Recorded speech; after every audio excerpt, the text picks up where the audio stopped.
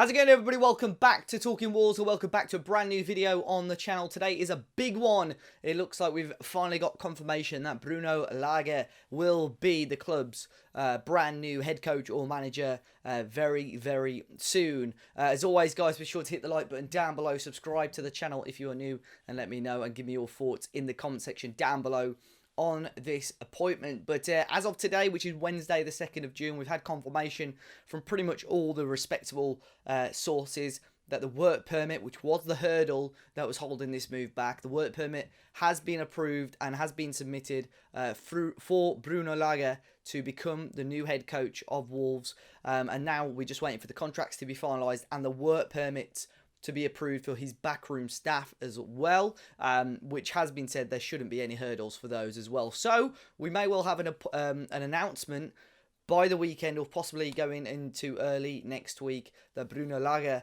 is going to be the next manager or head coach of Wolverhampton Wanderers. Now, you guys would have known, I did a video on it a couple of weeks ago about 5 managers that I would have been fairly happy with. Bruno wasn't the top of my list. I'll be 100% honest with you guys on that one. But, you know, I've read a lot more into him. I've listened to podcasts about him. And I'm willing and very happy to back him. I think you have to as fans, of course. Pretty disappointed with some of the negativity already towards the appointment before the guy's even, you know, being able to manage a game for the club and show what he's capable of. Because he's got a very, very good record at Benfica. Of course, it went fairly pear-shaped towards the end, but as a boss, he's got a very, very decent record. But already calls of, oh, we're going down next season from Wolves fans as well. So it's pretty disappointing to see. So I'm sure, you know, I'm looking forward to it. It's going to be a completely different approach in terms of football to what we've seen previously in the last sort of 3 or 4 years under Nuno. So it's going to, you know, on paper and in Portugal, he was a very attacking coach. And he's had about a year and a half out of the game now. And it's going to be so intriguing to see his approach now, if it's changed at all or if he's still got that same mindset and mentality. Now, the crucial thing is as well, the board have got to back him in the summer window. And by backing him, it's not just selling on our best players, it's actually sort of building onto this pretty decent. I think our squad overall is pretty decent. We've just got to add a couple of quality players to it. And I think if they can back Bruno Lage in the transfer window, we've got every chance of having another hopefully successful season next term. But now it's time for me to move on. We're going to be having a chat with somebody that may well know a little bit more about the new Wolves head coach. So here I am joined with Aaron from Próxima Jornada, Portuguese page, really covering everything that's going on within Portuguese football. How are you, man? Great to have you on the channel. Yeah, not doing too bad, mate. It's great to be here. Looking forward to it. Yeah, hopefully I didn't butcher the pronunciation of the page too much there. No, you did well. Próxima Jornada, yeah, you did well. Well, yeah, obviously you would have seen over the last few weeks or so, it's been quite busy regarding Wolves, the managerial situation there, and obviously you would have seen over the last few years the pretty strong Portuguese presence that the club has had. But tell me more, or what you know of Bruno Lage, is it? Tell me more about him. Can you give us a bit of a background on him and sort of how he came to initially manage Benfica over in Portugal?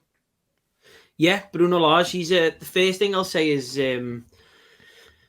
when things are going well, he's an incredibly, and to be honest, even when things weren't going well, he's an incredibly likeable fella. Is just off away from football. We did quite a few pieces on some of like the charity stuff that he was doing around the club, and there was one video I remember, and we tweeted it, and I think he was with like kids or something, and he was just came across as a fella who first and foremost absolutely loved the club, and it was sad to see sort of how it ended. But yeah, a likable guy. His background is youth football. He wasn't a first team manager. He was actually working in England for a bit under the now Braga manager, Carlos Carvalhal, working as an assistant. And then he was in Portugal, and did some bits in Portugal and was doing his coaching. And then, long story short, he was the Benfica B manager. So he was managing a lot of the players who he then brought into the side in the 18-19 season. So the likes of Florentino Luis, João Felix, Ferro, the centre half, Ruben Dias was already in the side at that point, but he had this extremely young sort of core of the squad, which you could tell he wanted to really put at the forefront of his teams, and to help them play this attacking, fluid football, which is certainly what he managed to do. When he was the manager in charge at the time was Rui Vitória, who was then dismissed after a real poor run of form, and it actually looked at that point like the title had gone. I think most Porto supporters in Portugal would have thought, that's it, it's done. And no one really gave Bruno Lage or Benfica a chance, really. He was taken on a temporary basis. And I think the whole point was try and, stick to the rule book as much as you can. Bring in the youth players you think maybe are good enough to play in the top division. But it was sort of a bit of an experimental season. Because as I say, I believe personally from watching that season unfold, that I didn't think there was a chance that they could have managed to win the title. Obviously, they had the games coming up against Porto, which I'll come to, but it was a match made in heaven at first. The football under Rui Vitória, it just became so stale.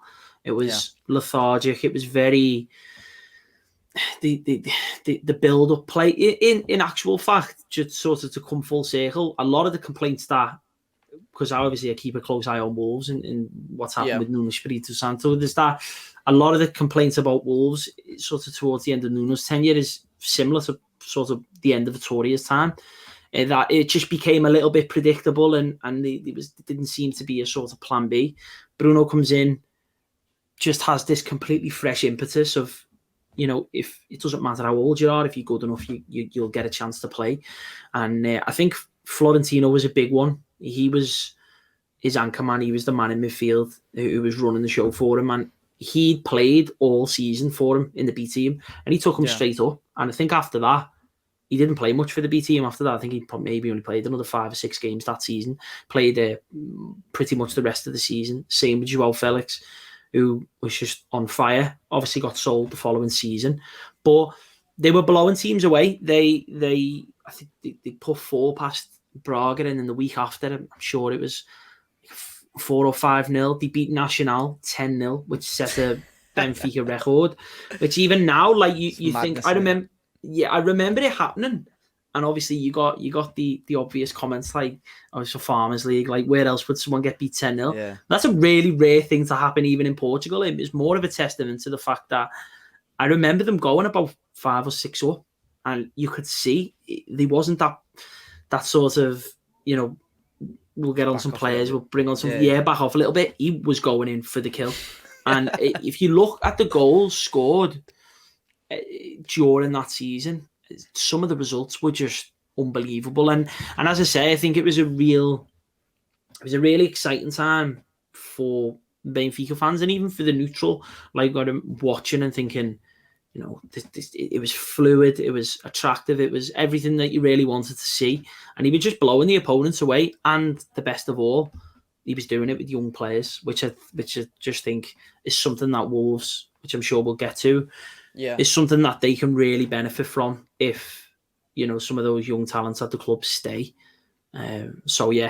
Definitely there was sort of the good side of Bruno Lage. Maybe we'll go to the negatives later on, but in terms of like tactically, how was he setting up? Because he scored they scored a ridiculous amount of goals during his short time at the club. What was he doing tactically, formation wise, and so on?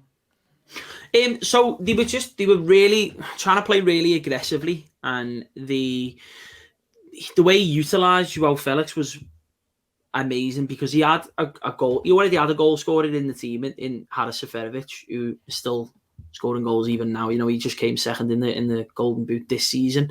So that's your sort of archetypal striker, your number 9.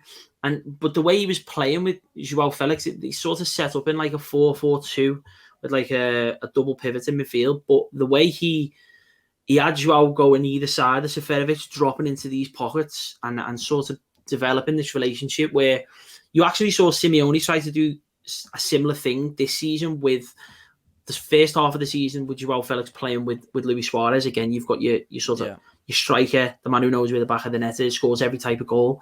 And then João, the more creative type that likes to drop deep into those pockets perhaps and influence play that way. So, they were, it sounds so simple, but the tactics were literally get it up the field as quick as we can, get it into wide areas, especially when they were playing in a 4-4-2.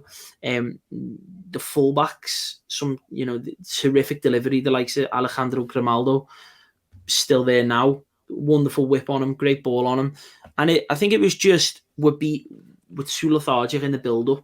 There's too much overthinking. The players' confidence was shot, and I think that sort of more, not even so much tactically, but just the fact that I think they felt a lot of pressure come off when he took over, and it must have been the way that his man management, which is something that's been commented on quite a lot, is that his man management in terms of when players weren't playing, he had a good relationship with making sure they understood why they were in the team, and those young players that came in, making sure they understood what was needed of them.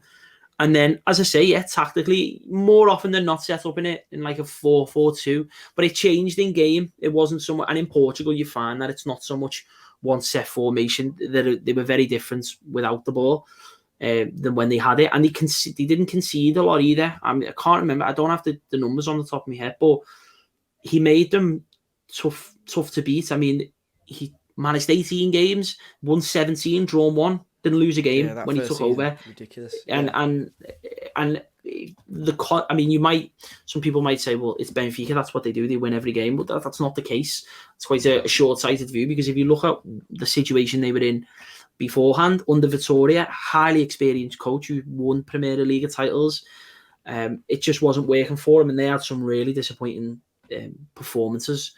But as I say, he came over, sort of shook things up a little bit, and I'd be excited to see him back, sort of, because he's been relatively quiet since I think that's a smart move, because a lot of people were asking after he was fit, because he was linked with the Villa job, I think last season towards the end of and some memes and stuff. But I think for him, he was probably just thinking, right, well, I'm not at that point now anyway where I'm a full-on, because even now he's still not a full-on established sort of head coach. He came into the Benfica job because he was offered it after impressing on a temporary basis, and I think that was his sort of moment. He felt at home. This is where I can shine. But he's probably went away and worked on. No doubt he'll have been looking at sort of what went wrong and trying to evaluate and trying to make sense of it. And I'll have no doubt that he comes back into football a much better manager than when he left, because the good side of him, that's still there. You don't lose that. You don't lose how you deal with players on a day-to-day basis when you're in training. You don't lose those qualities. But then working on sort of, what happened and coming up with different ways to deal with situations when things aren't going well. Very interested to see how he does when he gets back in. Very, very interested indeed. It'll be interesting what you said about the man management, because it was sort of, we never really knew what to expect with Nuno in terms of that, because he always liked to have a really small squad. And I think those players in that squad, he kept happy. But there were players such as Patrick Catrone that came into the squad and he upset very, very quickly. So it'll be interesting to see how Bruno sort of deals with that side of things. And in terms of squad size as well, because the squad at Wolves is still very small, whether he'll strengthen that, or, again, I don't think our youth system probably isn't quite as strong as Benfica's, but if he does tap into that under 23 market a lot more. But what was the downfall though, Aaron? Why was he? Well, I don't think he was sacked. I think he walked from the job, didn't he? Why was that the case? So, in fact, the season actually started okay. The season, they were having some good results, and they lost early on to Porto. And when you lose in a big game, that's sort of like, even that early on, it's so damaging, because I mean, you only have to look at the last sort of bottom, maybe this season. But when you look at, like, say, the last 20 years in the Premier League, it's always very tight at the top. Those home and away games against the team you're competing with the title for are usually indicative of what's going to happen that season. The chances are the team that win might get 3 points at home, a point away from home, probably the team who are going to go on to win it, because it is so narrow and the quality is so even.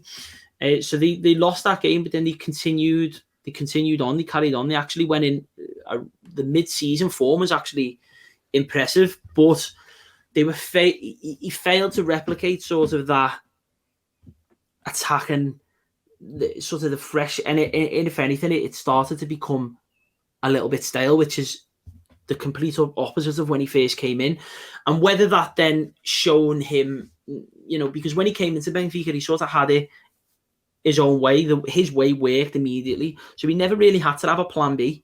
And I think sometimes as a manager, when you're not experienced and you place faith in a lot of these young players and you have an ideology that you stick to, when it stops working, that's when the manager's got to show a little bit of flex. And I think that's why, clubs pay the top money for these top coaches, because they can adapt. They can go to different places in difficult games and they can settle tactically different. Whereas with Bruno, it felt like it was just more of the same when they went on a really poor run. And I think once you lose the confidence, especially when the core of your squad are very young, and it's the first time they've experienced that, bear in mind, you're looking at someone like Florentino Luis comes in and he's came straight from the B team where you pretty much win every week. I think he had he averaged 2.2 or 2.3 points a game. So pretty much winning or drawing a game every week, very rarely lost. Then he came into the Benfica first team again. Absolutely, those players didn't actually lose a game in that first season under Bruno Lage. Then the second season, when things started to sort of not go well, whether it's because a lot of people in Portugal, especially in Benfica, they put it down to the departure of João Felix and sort of the recruitment that came after. They signed Raul Tomás, a striker from Spain. Didn't work. Paid big money for him. Didn't work. I think he scored 2 or 3 goals. He came in the summer and he left in January. Yeah. So it was sort of like, didn't he, I think, in the end. Yeah, and that didn't work. They signed Carlos Vinicius, who was actually at Spurs. The season just gone. He came in and he did well. What was sort of mad looking back is, as I say, that early part of the season, they were doing well. I think, even at the end of the season, the top 5 goal scorers in the league, I think 3 of them played for Benfica. I don't think Porto had a player in the top 4. So it was it was scoring goals, but defensively, they started to see issues. He put a lot of trust in Ferro, the centre half. We literally haven't seen him since. He's just completely disappeared. He went on loan this season to Valencia. Yeah, I think it was Valencia. He's a big bloke, isn't he? About 6'5". Yeah, he played alongside Ruben Dias, and it was like these two are going to be the Portuguese central defensive pairing for the next 10 years. This is Pep and Jose Fonte's replacements. We've sorted it. And then there was rumours that Ferro was playing with an injury, and he was playing when he really shouldn't have been. And then, but as I say, with a lot of these young players, it's confidence. And I think one of the big things he will look at his time towards the end of Benfica is, how could he have managed day-to-day situations better? How could he have managed approaching match days? Because again, I go back to it. This is a manager that's got 30, 40 years of big game experience. This is someone who, other than working sort of, here and there in assistant manager jobs and B team jobs, his experience at Benfica, all he had to sort of go on with this was the previous season, and that he didn't really have to show that much flex there because it all sort of went his own way. So I've got no doubt, as I say, that it's not. I am aware that the way I'm speaking, it seems like quite negative. Not coming across that way, because I do think he'll be a better manager for it. I think he'll have done the same sort of thing that ex-Everton manager Marco Silva, that type of, the way he's completely just left the game alone, and you can tell it'll be, things haven't worked out, let me just go away, and rather than jumping at the next job, the next time Jorge Mendes gets on the phone and says this club are interested, he's no, I want to develop, I want to continue. And as I say, on the human side, seems like a good bloke, seems like a really good fella, and he'll want to improve. He doesn't want to come to the Premier League and make a balls up of it. Exactly. Yeah. That's it. But this will be a huge test for him, because there's lots of work that needs to be done at Wolverhampton, but there's also so much to work with. In my opinion, is in terms of, if I think about him getting hold of Fabio Silva, it's like from sort of the journalist side of things, is that's an exciting prospect. I'm so glad you say that about Silva though, because like he's.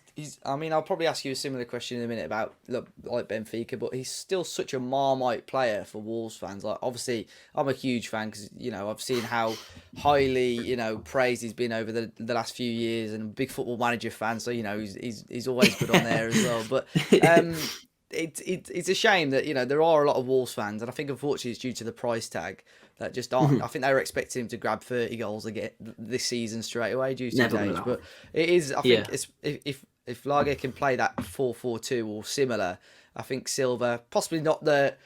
It'll be interesting to see if he plays him as like the number 9 or possibly in that João Felix role that sort of gets into those pockets of space. So I think he's clever enough to do it. Yeah. Yeah. I don't know what you think. I'm a massive fan of him. You only have to sort of. I mean, I try not to be too biased when it comes to the journalism, but yeah, I think he's a top talent. But I mean, it's hard not to get attached. I've watched him since he was like 15, 16, and when he was in the UEFA Youth League for Porto and sort of in the run up to those games. And then when he was signed, I was thinking, like, personally, I was thinking, brilliant, go there, learn off Jimenez, learn how to play in England, develop physically, just come on a little bit more, play in the cup games, play in the league games, and try and make a difference when you're on the pitch. Unfortunately, that didn't happen. It was because obviously the unfortunate injury to Raul. It was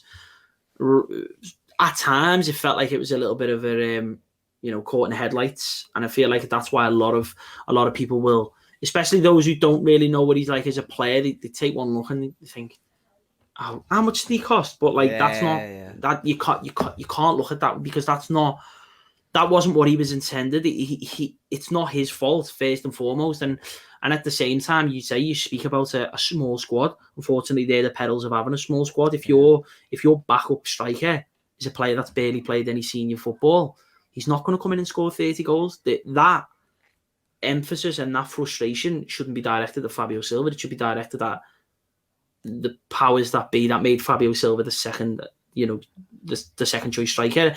Yeah. Then you go to the finances and say, all right, well, why did we sign him that much? Well, because that's when you get young talents, you could have waited for a couple of years and waited for him to develop in Portugal and become, a little bit more, experienced. But at the same time, then you risk losing him to when he gets to 21 years old and someone else comes in and signs him for double the price. So you can't win unless you hit the ground running. People are always going to be critical, and that's just the way of the world, I think, to be honest.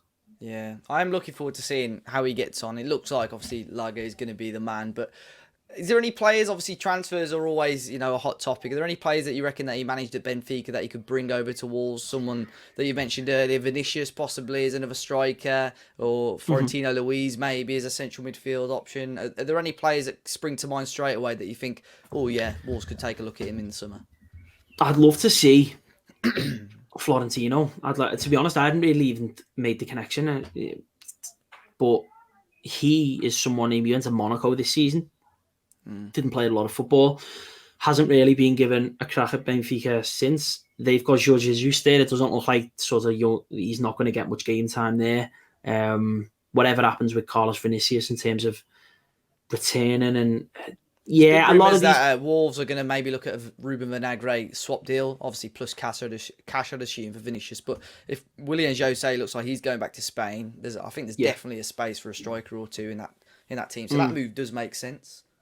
He was an absolute goal machine under Lage, and he was a good player. I was surprised when he went on loan, and again, if you only have to speak to Benfica fans who it goes a little bit deeper than that because they're unhappy with the way the club's being run by the presidents, and in terms of sort of sending players to these big clubs in the hope that they do well and then sign them. So the likes of even like the youngsters, Thiago Dantas this year is a young midfielder. He went to Bayern on loan, played twice in the Bundesliga. He went there to sort of develop, but you can tell he went there with an eye on them saying, yeah, we're going to keep him. We're going to pay you something for him. One, I think. A big kick. Getting Fernandes going to Spurs. But even then, instead of coming back when the loan was cancelled, he goes to Benfica and he's there for he might not have even returned. I think he might have went straight from Spurs to Besiktas.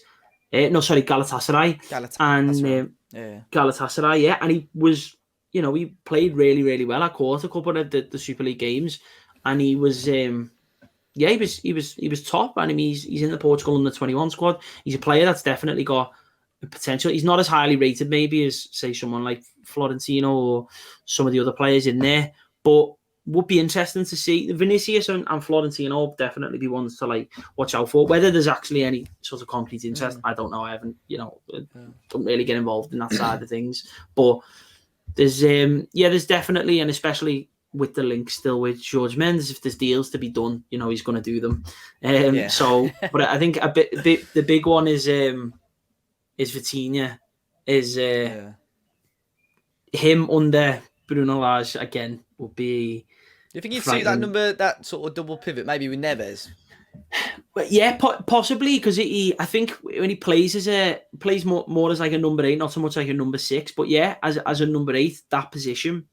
Because a lot of people, I think, when they see a player like Vitinha, they can't wait to pigeonhole him in the number 10 just because he's sort of slight and they think that's what Nuno tried to do. Yeah. And but I think playing as that sort of number 8, if you're in a double pivot and you're the less combative of the two, and obviously Ruben Neves is like a more, he'll play deeper, another player that greatly admire. You've got that Porto connection in the middle of the field as well. So yeah, I think the low moves, and then as you say, freeing up the space with the likes of Willian Jose going back to Spain, going to Sociedad, was it? Be an interesting one. I think looking forward to, as I know Sky said recently, the work permit's being approved, so now it's just formalities. So it does look like he's going to be the man. Very interested. I couldn't tell you how it's going to go. That's the thing. A lot of people have said. A lot of people have said, like, how do you see it going? And there's part of me that says, I hope he's a massive success, but I also think don't.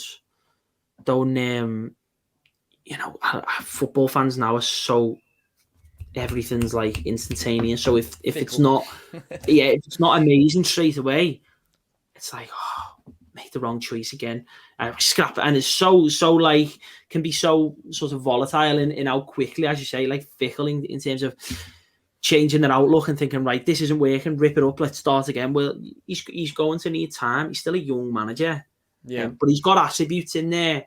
I saw quite a few people online saying they want someone a bit more experienced and a bit more ready-made. So sort of the only way he's going to get experience is getting these jobs, though, isn't he? So exactly. And I mean, he's rather than getting back into the game, he's spent a little bit of time out to evaluate and I think to be honest, I see it being a decent fit. I like the youth at Wolves. I mean, I was watching the development team in the under-23s when Silva dropped into the team for a bit, and there's some decent players there. There's some talent, and even the players that are in the first team squad. You think the likes of Podence has been obviously more experienced players like Podence has been injured. He was carrying injury this season, and other people saying, he looks off it, but you could tell just from watching him, he wasn't himself. Didn't want to launch himself into sprints. He wasn't getting himself about as much, and he looked like he was bereft of confidence.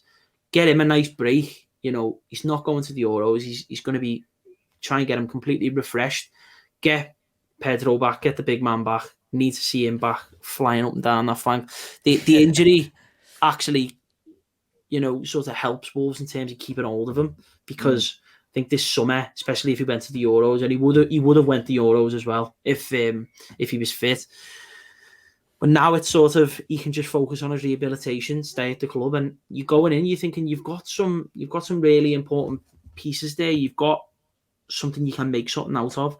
And I think maybe with Nuno towards the end, it did just get a little bit stale. And I know a lot of people trying to push away from that, the back three, the back five sort of thing. And like, I get that. So it will be a change in style, and it will be a change in sort of identity, but if you can sort of keep those key parts that made Wolves so successful, especially that first season after coming up from the Championship, and of course they've lost players, but every club does, they've still got enough there definitely to make something out of. I mean, I watch Wolves pretty much every week. I have Yeah. to. So like, you know, and you could tell that, you know, as sort of as the season went on, it did get a little bit pedestrian at times and a little bit defensive. So maybe just sort of that fresh change was needed. But we'll see what happens with the transfers. We'll see what happens with Fosun going forward. I know a lot of people are thinking about the money to be spent there and what's going to be happening on the financial side of things. But getting Bruno Lage will be a good start, a fresh start. And let's see. Fingers crossed he does a good job. Fingers crossed, man. Aaron, it's been absolutely fantastic. Some great insight, man. So I really do appreciate you jumping on the channel, and hopefully we'll speak again soon. No problem at all, Dave. Thanks for having me, mate. Cheers. So there we go, guys. A little bit of an insight and a little bit of information on Bruno Lage. Hopefully I've been pronouncing that right throughout the video. I'm probably going to have been corrected throughout. But as always, guys, do let me know your thoughts on this appointment. We're going to have some more content coming out over the next week or so on this. I'm going to be giving my thoughts on players and tactics and so on as well. So do hit that like button, subscribe to the channel, look after yourselves, guys, and I'll see you all very, very soon.